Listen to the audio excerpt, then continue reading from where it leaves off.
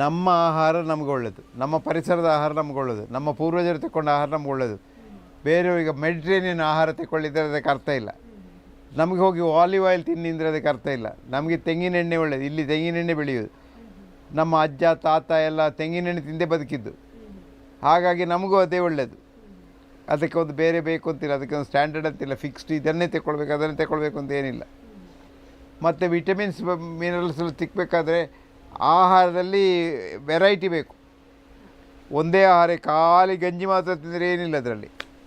So ಒಂದು 4-5 ನಮೂನೆ ತರಕಾರಿ, ಒಂದು 4-5 ನಮೂನೆ ಫ್ರೂಟ್ಸು, ಇದೆಲ್ಲ ತಗೊಂಡ್ರೆ ಎಲ್ಲ ಸಿಗ್ತದೆ. ಏನು ಬೇಕಾದೆಲ್ಲ ಅದರಲ್ಲಿ ಬರ್ತದೆ. 1 ಮೊಟ್ಟೆ 2 ಮೊಟ್ಟೆ ಆಗ್ಬೋದು, 10 ಮೊಟ್ಟೆಗೆ ಅದಕ್ಕೆ ಅರ್ಥ ಇಲ್ಲ. ಮತ್ತು ಮೊಟ್ಟೆ ತಗೊಳ್ಳೋದ್ರಲ್ಲಿ ಹುಚ್ಚರಿದ್ದಾರೆ, ಬಿಳಿ ಮಾತ್ರ ತಗೊಳ್ಳೋದು, ಅದು ಭಾಳ ಹಾಳು. ಮೊಟ್ಟೆ ಅಂದರೆ ಇಡೀ ಮೊಟ್ಟೆ, ಬಿಳಿಗೊಂದು ಬೇರೆ ಮೊಟ್ಟೆ ಅಂತ ಇಲ್ಲ. ಹಳದಿ ಇಲ್ಲದಿರೋದು ಮೊಟ್ಟೆ ಅಲ್ಲ, ಹಳದಿ ಮತ್ತು ಬಿಳಿ ಇದ್ರೆ ಒಟ್ಟಿಗೆ ಇದ್ರೆ ಮಾತ್ರ ಮೊಟ್ಟೆ ಆಗೋದು ಅದು. ಸೊ ಹಳದಿ ಭಾಗ ತಿಂದರೂ ಕೂಡ ಏನು ಪ್ರಾಬ್ಲಮ್ ಇಲ್ಲ, ಏನಿಲ್ಲ. ಹಳದಿ ಭಾಗ ತಿನ್ನದಿದ್ರೆ ಮೊಟ್ಟೆ ಅಲ್ಲ.